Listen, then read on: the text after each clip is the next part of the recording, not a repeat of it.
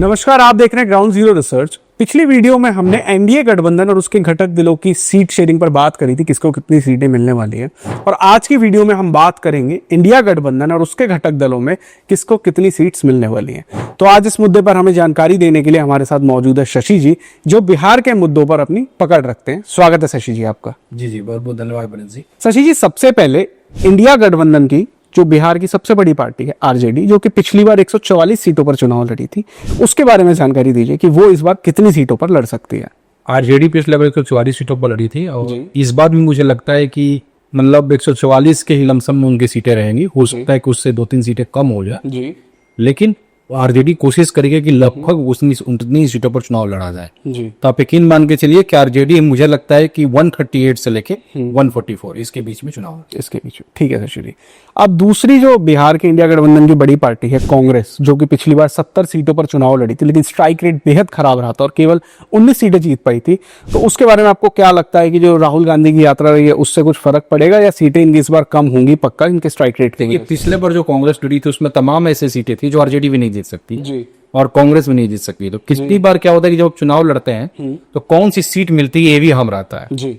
अब आप उन सीटों को लेंगे जो आप पिछले 10 साल से भी कोई नहीं जीत रहा है, ना आरजेडी जीत रहा है ना कांग्रेस जीत रहा है, या 20 साल से, तो उस हुकुम कांग्रेस नहीं जीत सकती है। तो तमाम ऐसी भी सीट थी। तो मुझे लगता है कि कांग्रेस की कोशिश ये होगी कि वो उन सीटों पर लड़े जहां उनके जीतने के चांसेस ज्यादा है। ये सही है कि पिछले बार 70 सीटों पर लड़े, 30 में से कमी तो आएगी। मुझे लगता है कि कांग्रेस 55 से 60 सीटों पर लड़ेगी सलाइस में, जो कांग्रेस की फीट भी बैठता है। जी।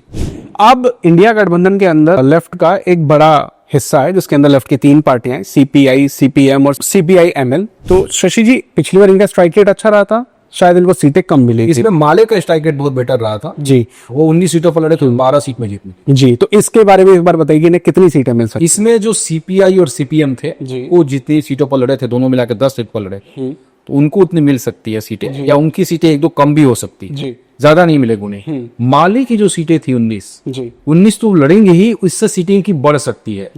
अर्थात यहाँ आपको ये समझना होगा कि जो कांग्रेस की सीटें घटेंगी, कांग्रेस जो 70 लड़ी थी और कांग्रेस जो मैं बोल रहा हूँ कि 55 to 60 रहेगी, तो जो कांग्रेस की सीटें घटेंगी उसी में से माले को जाएगा, या सीपीएम या सीपीआई में से जो सीटें घटेगी वो सीपीआई-एमएल के खत्म हो जाएगा। सीपीआई-एमएल जो है वो मुझे लगता है कि 19 सीटों से ज्यादा लड़ सकती है। 19 सीटें हो सकती हैं 21-22, मतलब 19 से 22 आप मान लीजिए। अब इसके अंदर जो लास्ट में हम बात कर लेते हैं, जब पिछली बार सीट शेयरिंग की प्रेस कॉन्फ्रेंस हुई थी जिससे सबसे ज्यादा सुर्खियां हुई थी, वो थे मुकेश साहनी जी। वो पार्टी अपनी अलग करके और प्रेस कॉन्फ्रेंस से बाहर हो गए थे, नाराज हो गए।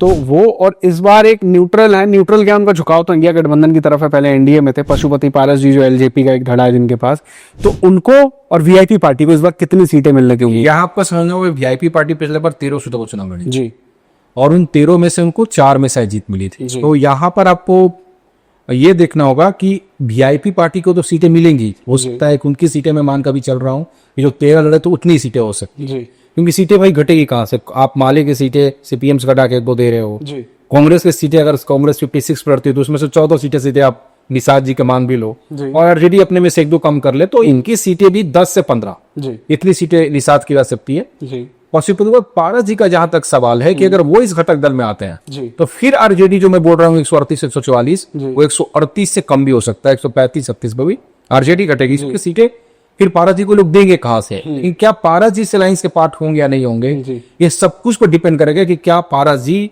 5 से 6 सीटों पर संतोष करते हैं। अगर वो 10 या 20 सीट भी मानेंगे तो उनको नहीं मिलेगा, कि गुंजाइश ही नहीं है। ज्यादा से ज्यादा 5 या 6 सीट ही अलायंस दे सकता है, स्कोप ही नहीं है। जी, धन्यवाद शशि जी। देखते रहिएगा ग्राउंड जीरो को। बिहार से जुड़ी हुई और भी जानकारी के लिए चुनाव के समय अभी जो भी चीजें, जो भी घटनाएं होंगी उन पर हम वीडियो जरूर बनाएंगे, और आप हमें कमेंट करके, ईमेल करके जरूर बताइएगा किन मुद्दों पर हमें वीडियो बनानी चाहिए। सब्सक्राइब जरूर करिएगा, कमेंट जरूर करिएगा और शेयर तो जरूर करिएगा। अपना साथ और समर्थन बनाए रखिएगा। धन्यवाद।